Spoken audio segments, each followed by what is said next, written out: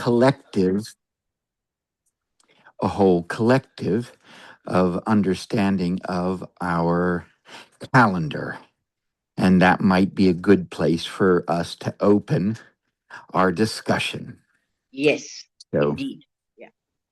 so today I wanted to talk to you about unlocking the octane, which is uh, opening the crystal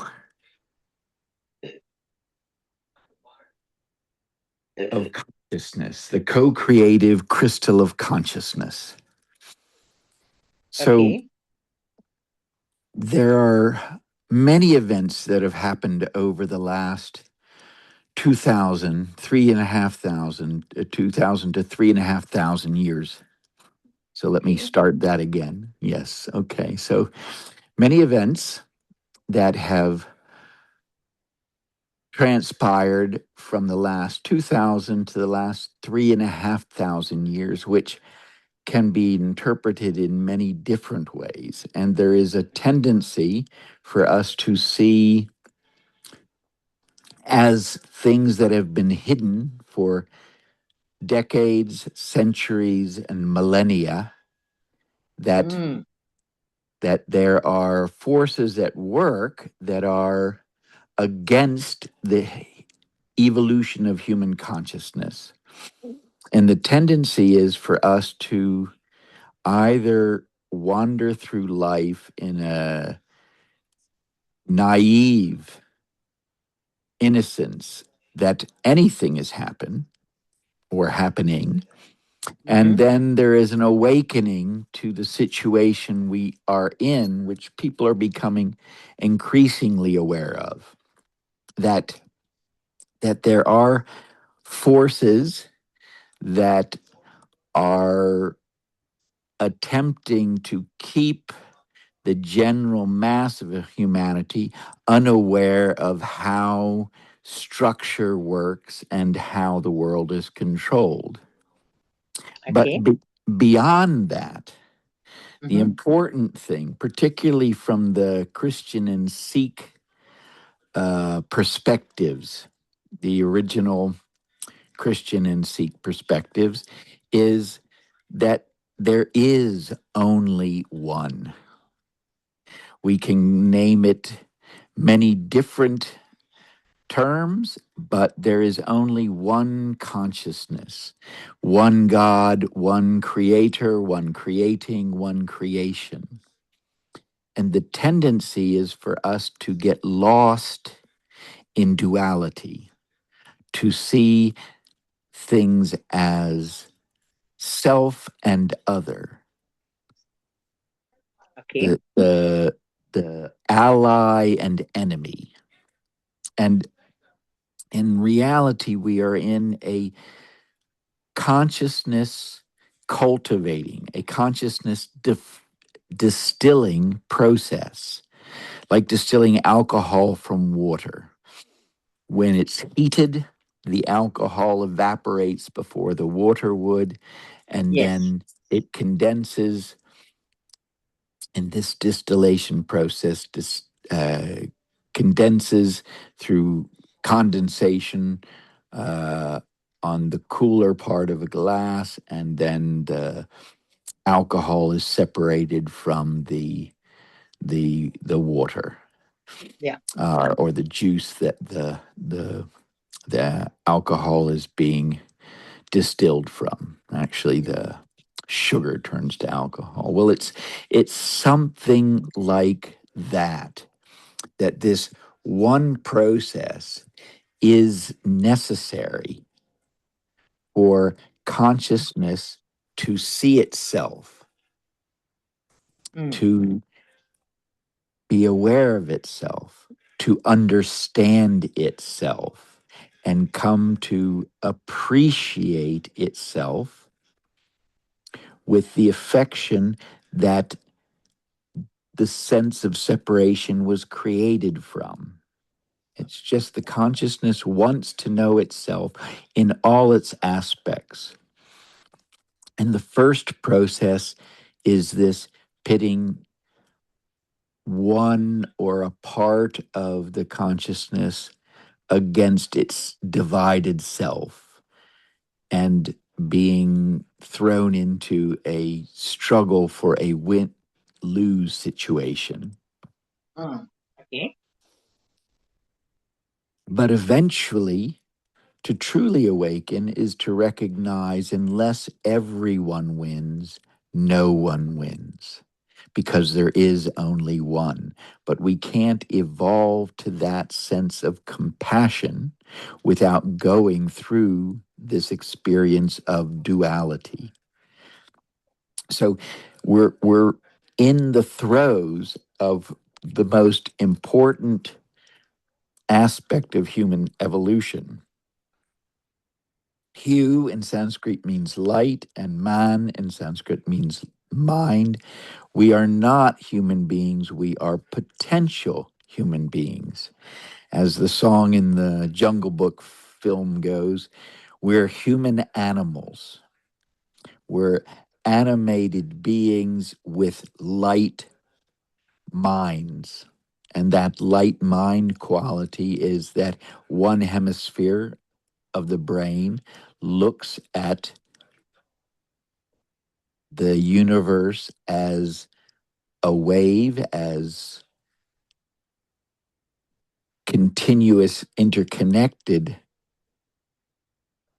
existence, and the other as a whole, as a hologram. And the other side of the brain, the left side of the brain, looks at the world in a logical form that is rational, as in it's divided into or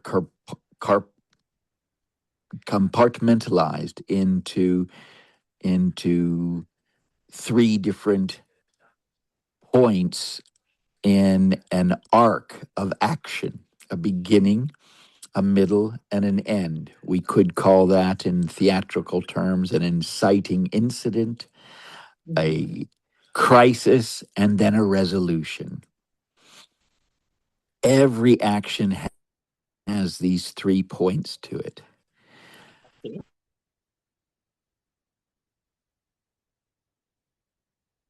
That is so interesting. What we're here to do is to return to an understanding that has, but we didn't manage to make this transition, shall we say, in timeline as a collective. And it's time for us to step out of our traditional understanding of time as being linear, and the same with the way we view the chakra system as being linear as it runs along the spine. That Okay. actually, what we want to do is reach this point of understanding the chakra system in the same way we understand time, that it's part of it is linear. This is the masculine, the current, something flowing through, beginning, middle, end.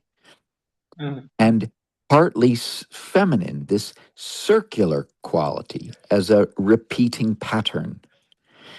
But time doesn't repeat itself, but it certainly rhymes. That is, when we can understand the chakra system and understand time, understand space, and understand matter as being a spiral. So it's circular, but also moving up and down. So the repeating patterns aren't actually repeating, they begin with a seed, what we could call an initiation, something that instigates a process. And the process, when it fulfills itself, when it completes, it contains the seed the inciting incident for another repetition of a pattern. But it's not the same tree that's born out of the seed that's inside the fruit of the first process. So we go from seed to root to tree, which branches out, Mm-hmm. to blossoming, and where the blossom appears on the tree, after the blossom falls, the fruit follows in short order.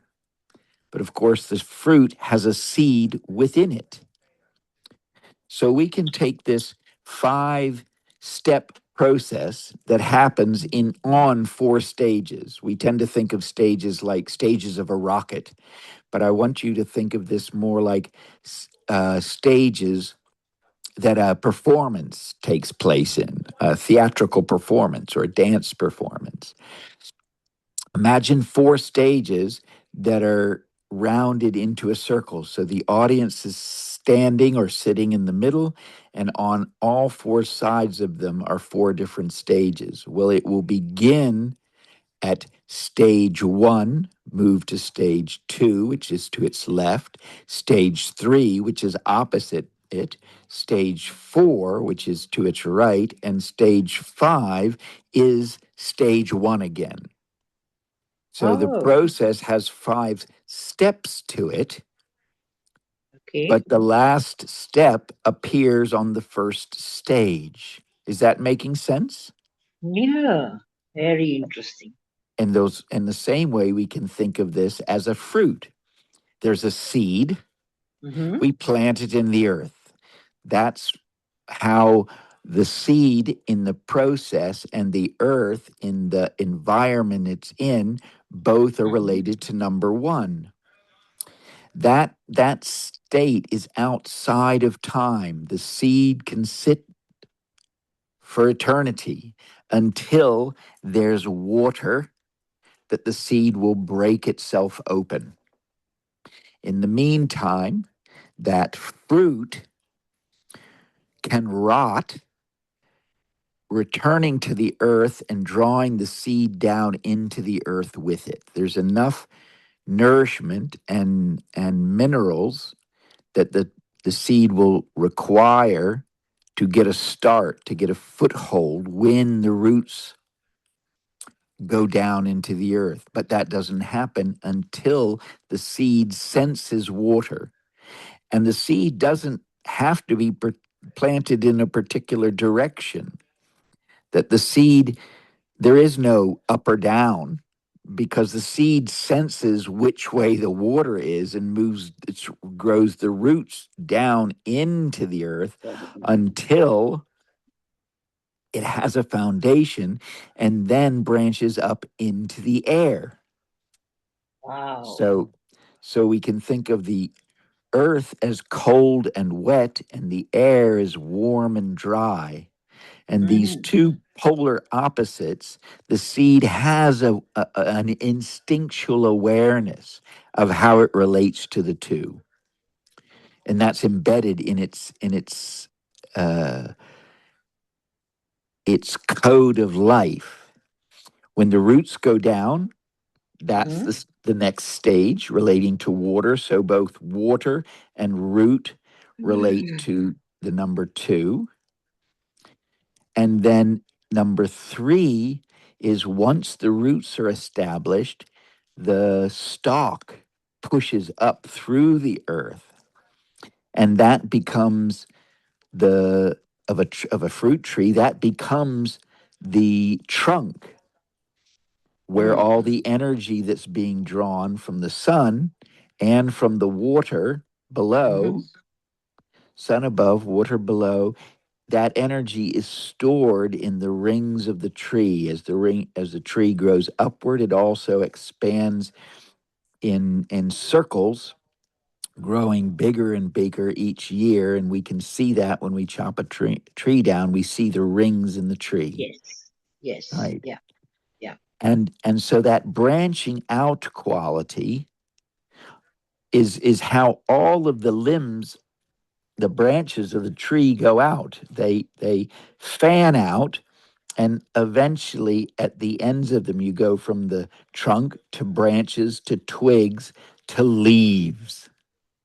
And the leaves also fan out in a similar fashion. You can see the veins on the leaves are fractals of the branching out of the limbs from the trunk of the tree. Yes, that's yeah. Right? That's So the yeah. fractals caught within that, and the leaf is like a face. It's like we identify the tree mostly by its leaf. We can tell something about which tree it is by the bark that's on the outside. It presents a Yes. us, but mostly we identify a tree by its leaf and its Yes. fruit. Yeah. Right. So the next step is the most powerful, but also most ephemeral, fragile stage is the blossoming, the flower that comes out. This is Mm-hmm. for a short period of time, but this is when the fertilization of the tree happens, and we have a fruit growing from that process.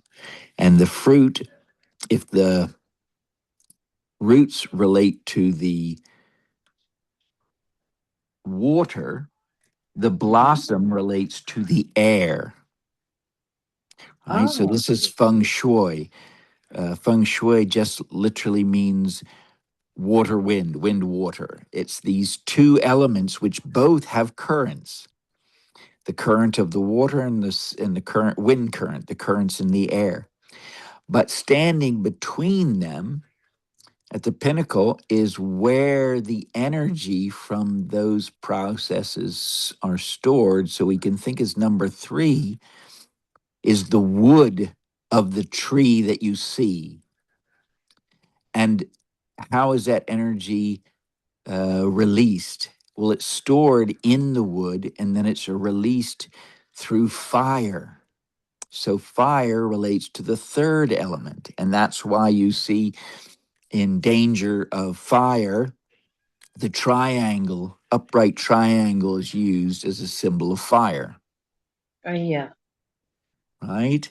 Yeah. And and the blossom, when the blossom opens, we can think of it like opening a window to let the air in, to let Mm. the fragrance of the tree out and let the fragrance of another tree in, often exchanged through the likes of the bees So pollinating the fruit.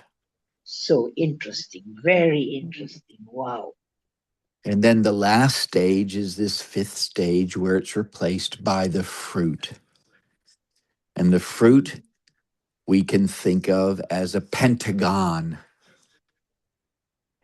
It's a pentagonal shape. If you look at an apple and imagine an apple with an upturned pentagon Yeah. superimposed over it, it has that shape.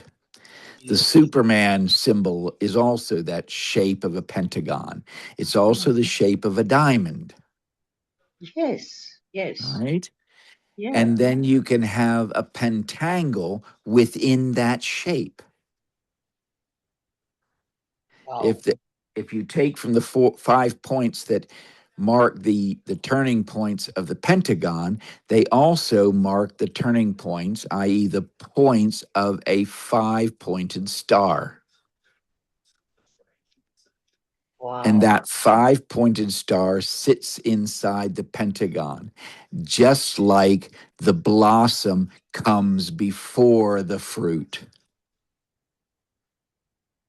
Yes. Right. Okay. So I mention all of this first is just to understand some of the drawings that I've sent along, because you'll see that they are mainly working with triangles, and how if you take a triangle, upright triangle, and superimpose an upside down triangle within it, it creates an empty space or an opposite space inside, and three replicas of the original shape. Is that making sense? Yes, indeed. Right. So that quality, if you take a triangle, superimpose an opposite triangle within it, and then take the 3 points of the original triangle, which are now the 3 disconnected points, where the triangle extends beyond the inner upside down triangle. Mm-hmm. If you take that inner triangle as delineating, marking your folding points, folding lines, you could now fold those 3 triangles that are outside the central triangle. You could fold them together so that all 3 points meet as one. Is that pictorially making sense? That is the simplest structure in the universe, and that is how consciousness itself unfolds. Wow. So if we think of an upright triangle, it looks like the letter, vaguely, the letter A, as in Adam. Yes. Right? And if we take an opposite triangle and put it inside as opposed to outside, or even equally, that they're intersecting, like the Hebrew Mogen David, Star of David. Yes. But it's inside this quality of not competing. It's not 2 triangles, an upward and a downward triangle competing. It's the inner triangle comes from inside the outer triangle. So it's actually included as part of it. And it creates the possibility, because it marks the fold lines, it creates the possibility that from 2-dimensional space, you can have a faceted surface. So instead of a face, the triangle's a face. The opposite triangle allows the possibility of folding that one face, and now it's 4 facets, 3 similar facets, and 1 base, which we could think of as a facet, but it's slightly different because it's the underneath part, it's the bottom, it's the basis. Is that making sense? Yes, yes. So I'm inviting you to think of that simplest form. Has the word form because it has, precisely because it has 4 facets, a base and 4 faces. Okay. And this process of formation or transformation, because all processes go through these 5 steps that have 4 stages to them. If you can understand that, you can begin to see the patterns, repeating patterns that everyone in the world are going through, including yourself.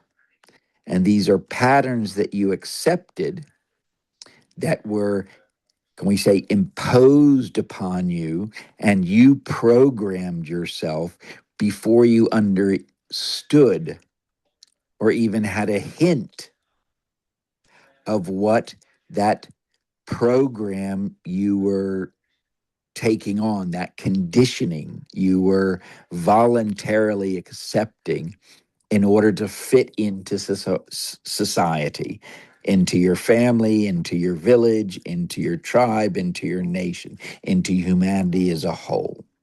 Is that making sense? Yes, it is so, so interesting. Never thought of it like that. Wow. So, how does that happen? Well, time is an illusion. You are an infinite being. We are all infinite beings passing through this 4-dimensional experience. We are a fifth dimensional doing avatar, fifth dimensional avatar, that an eighth dimensional being is pouring itself through.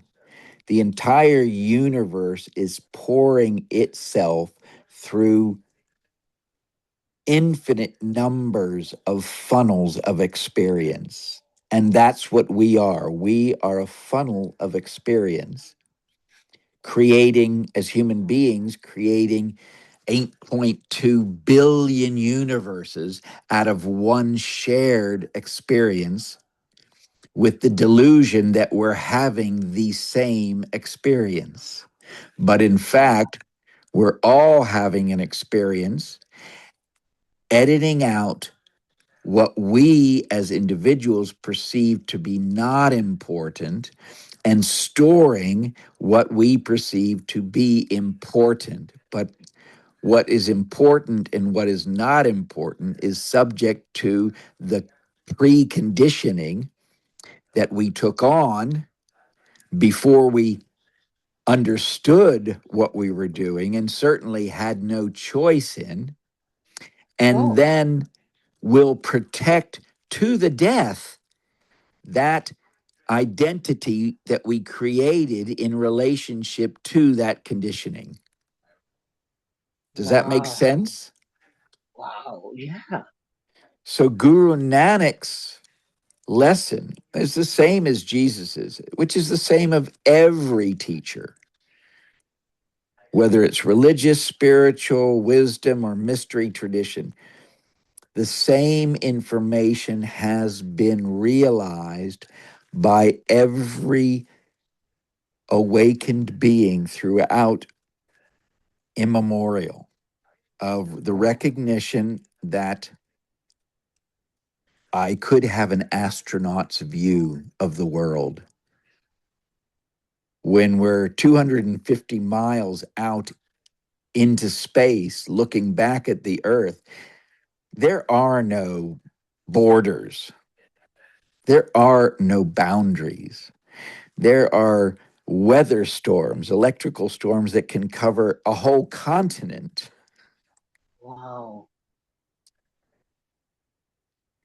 That humanity, the idea of separating one piece of land from another, is only a human concept because the human beings have this mistaken understanding that they own the land, that the land Yes. is theirs.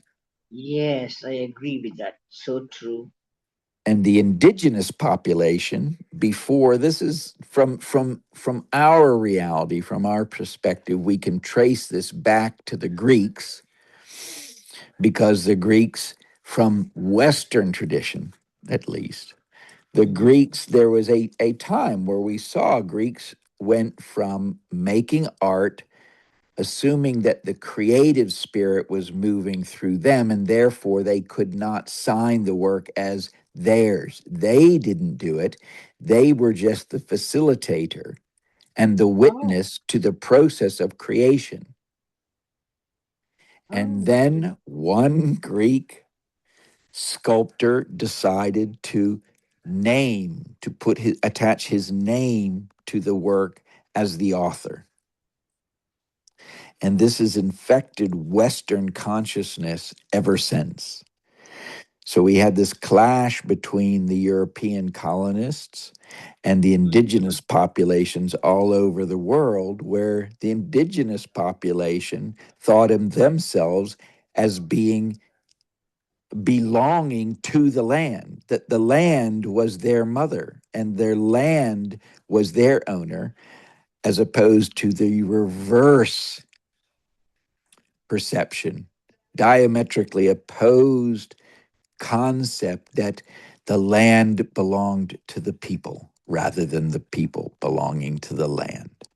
Okay. All right.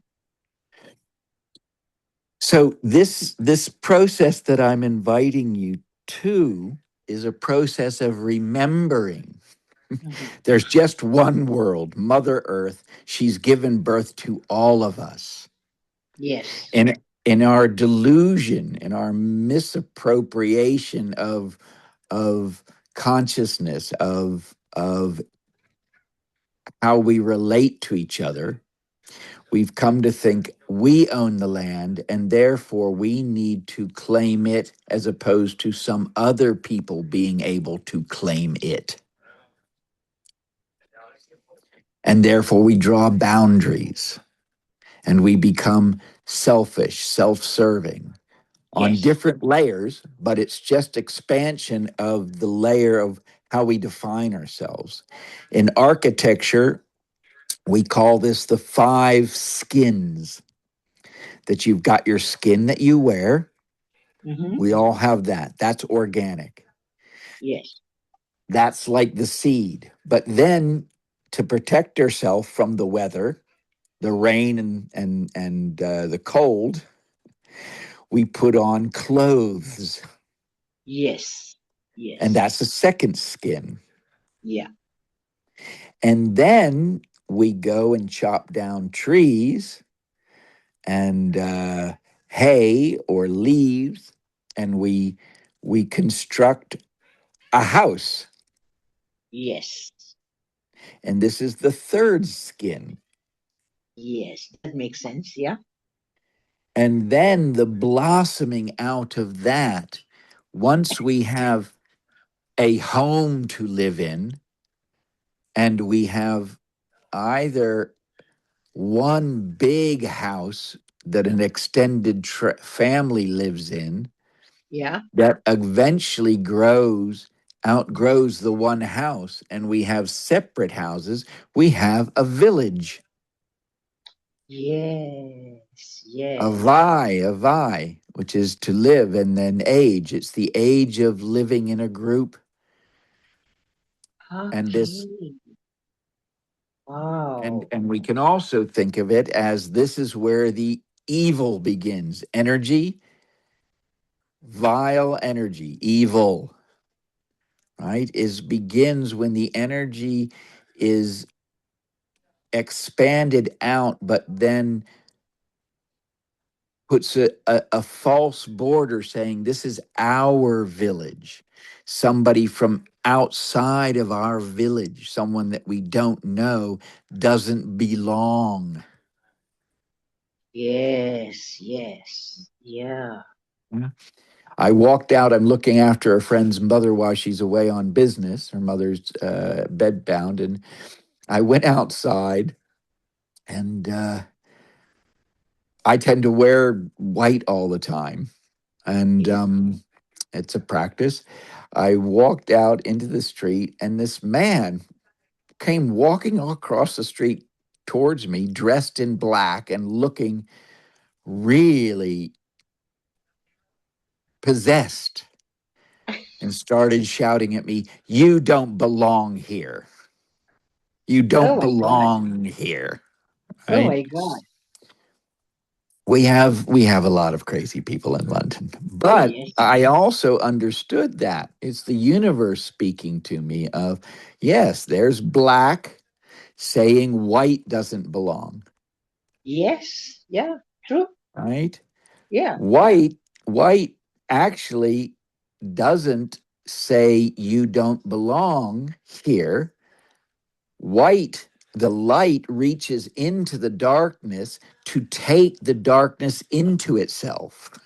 It's reaching out. The known is reaching out into the unknown to bring the unknown into itself, to be more inclusive. But what Yes. the dark does, it runs away from the light. Ah. All the while thinking, well, at least the darkness doesn't chase away chase away the Yeah. light. Yes? But that's Yeah. because the darkness can't chase away the light. Ignorance can't chase away the truth. It can try to hide it, but it can't. Yes. Yes. Yeah. So, so this whole process that we're discussing, the Egyptians used to call this coming forth by day. The Egyptian Book of the Dead is actually known as the Egyptian Book of Coming Forth by Day. And what that means is Your whole life exists in only one day. You're born in one day, you die in one day, and your whole life exists between those two thresholds. But they are also an illusion because it's only in today that we remember yesterday and we imagine tomorrow. Yesterday and Yeah, tomorrow don't exist. There is yeah, only the eternal now. All three times are happening at once.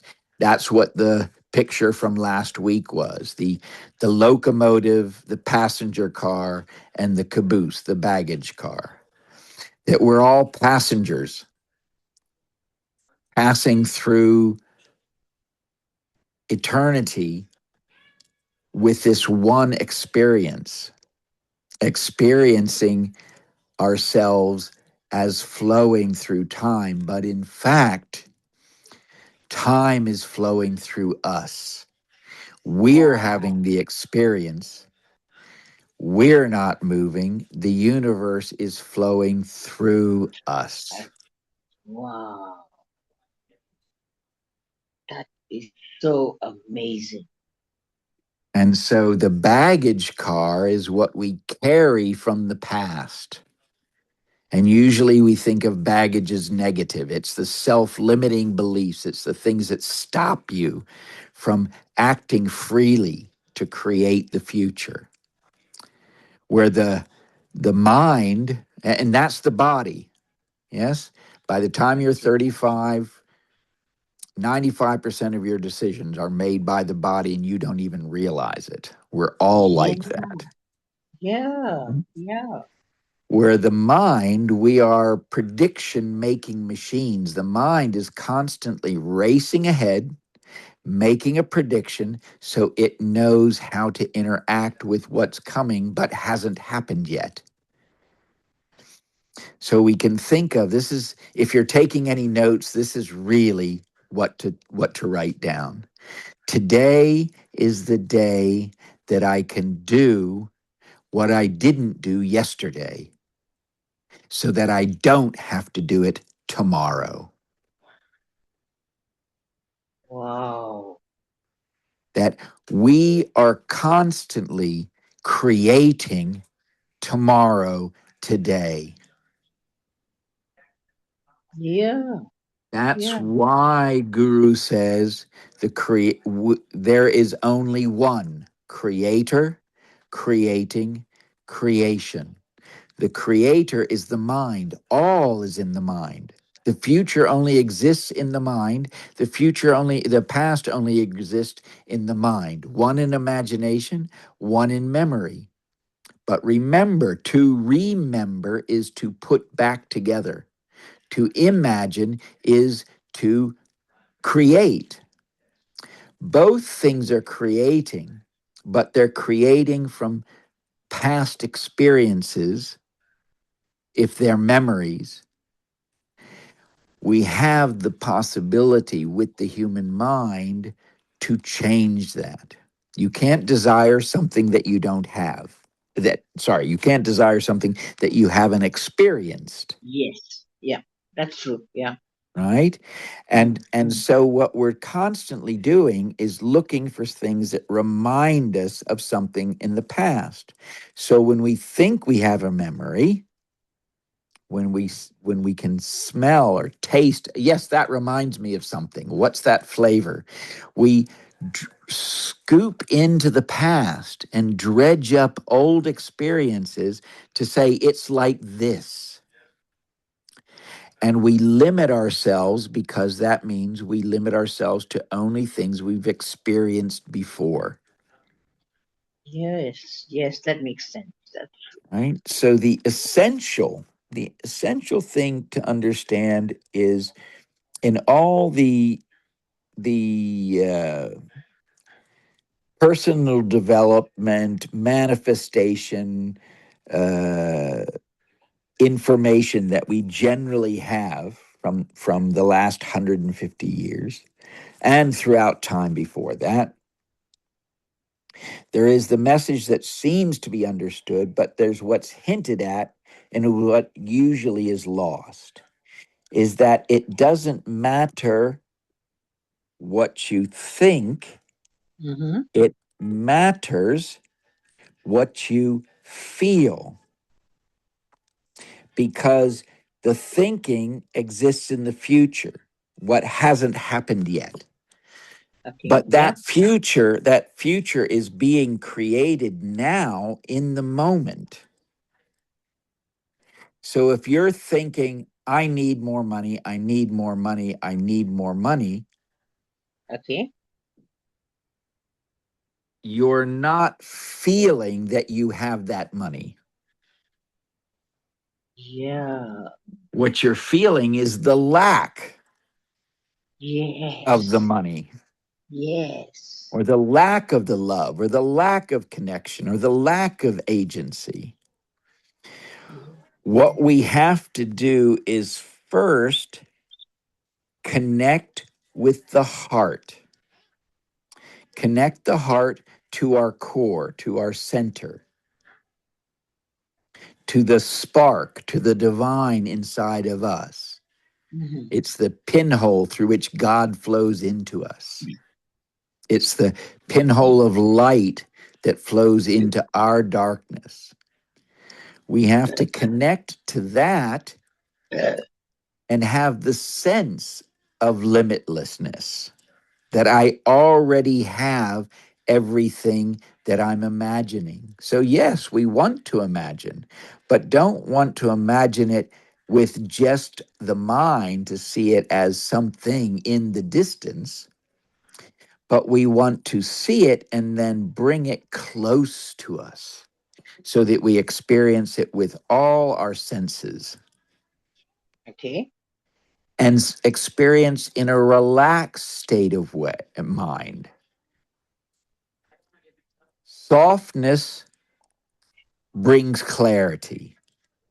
When we're soft in what we anticipate, we're not struggling. It has to be like this, it has to be like this, and I have to make it. If we rest in it softly, like, I know it's there. I know it's already there. I just have to open the door and it's right outside. I know it's there. Softness brings clarity.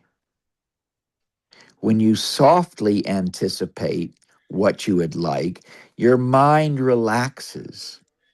Oh, okay, yes, I can imagine what it was like if I had that car.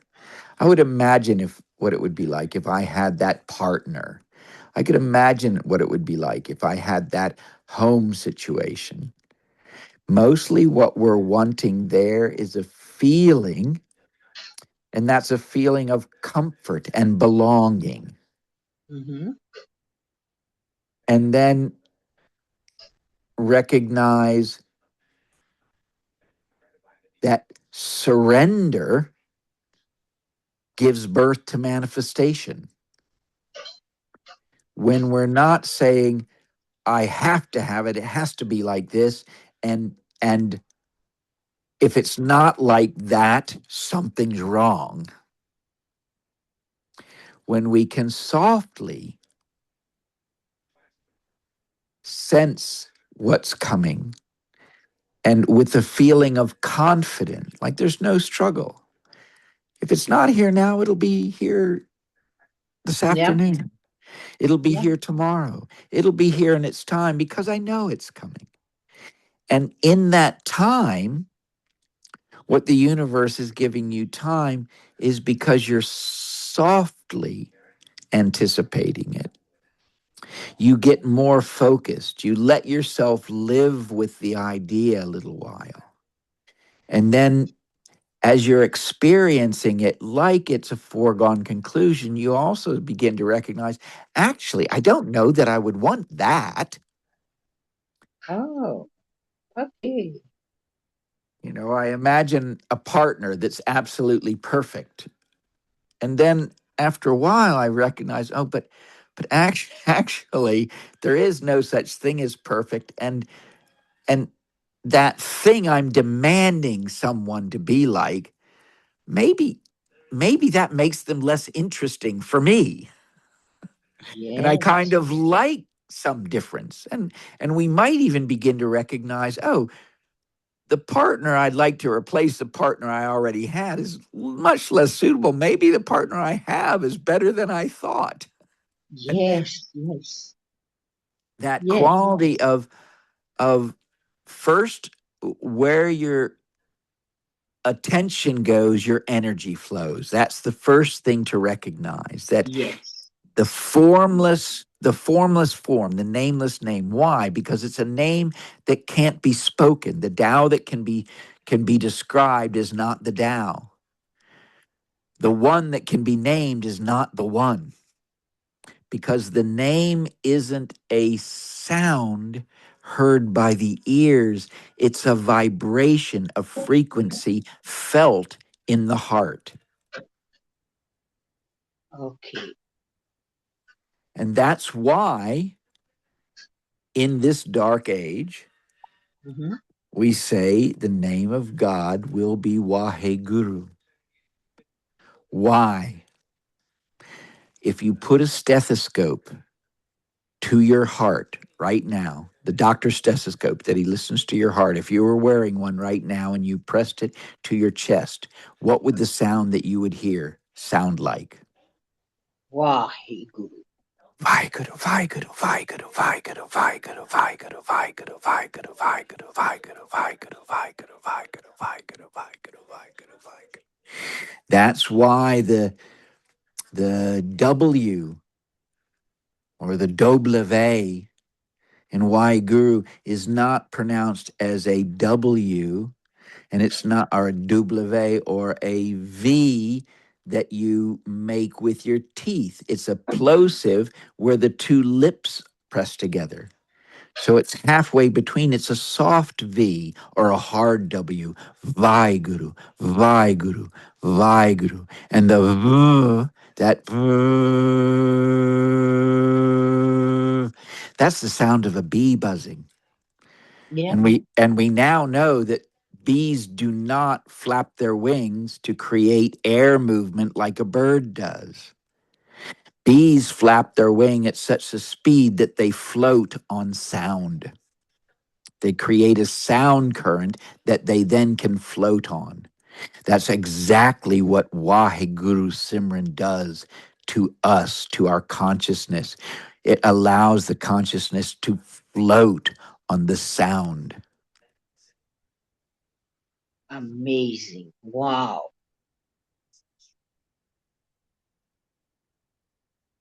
So, just bringing it to a close, it's the recognition that there is only now, but not a knife edge now. Like in meditation, some of us try to think, I need to be present. I need to be present here, right now, here, right now. Mm-hmm. And that there's somehow this knife edge tightrope between the future and the past that we're walking on in the present moment. That is not the point. That's exactly opposite the point. The knife edge, the tightrope that separates is between awareness and consciousness. That consciousness is this conscious of something. You can Okay. be aware, but awareness is empty. There is no thing. It's just witnessing. It's just a witnessing. It's not even a thing witnessing. It's just the witnessing. And what happens when you empty your awareness of things, something stirs, something coalesces in that. It's called presence. Mm. It's called presence because it's pre-sense. It's before the senses, before you have sensation. It's pre-sense presence. And then that presence, when it's directed, we call that attention. A tension. The zero the emptiness moves towards the 10. And there's a tension between those two, the awareness and what's being observed.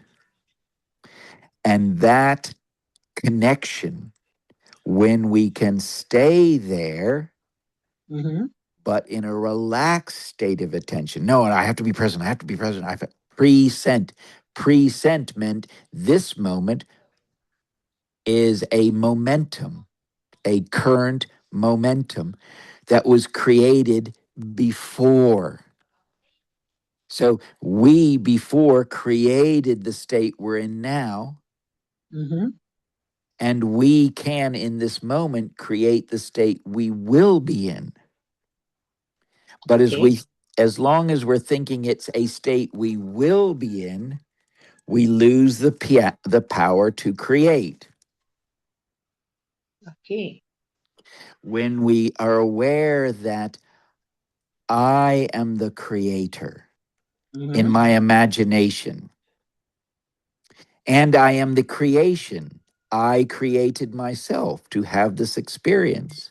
And I did that by the things I've done in my past.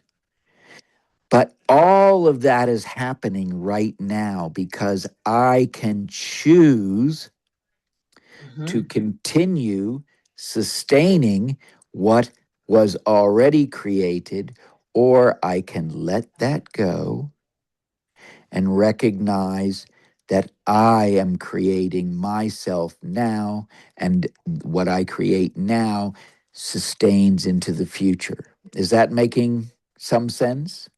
Yes, absolutely. Wow. And then I close on the last thing. This is what we now know about quantum physics, and we have known this since 1970. It's just it was buried. It was buried because the scientific establishment wasn't ready to entertain this possibility. And what that is the quantum field is refreshing itself every 10 to the minus 31st seconds. That electrons, the speed at which those atomic interactions is happening is like 10 to the minus 24. But the quantum field is 10 to the minus 31. Now, it's not by chance that we have 24 hours in a day. It's things we can talk about later. That the physical reality is refreshing itself, changing at the speed of 1 to the minus 24, and that there's 24 ways to circumvent a tetrahedron, what we've been talking about, this three-sided pyramid, or the triangular base with three sides. And that in Kundalini Yoga, we do our meditations at 31 minutes or 62 minutes. These are things that the ancients have understood in gross detail, but we've forgotten.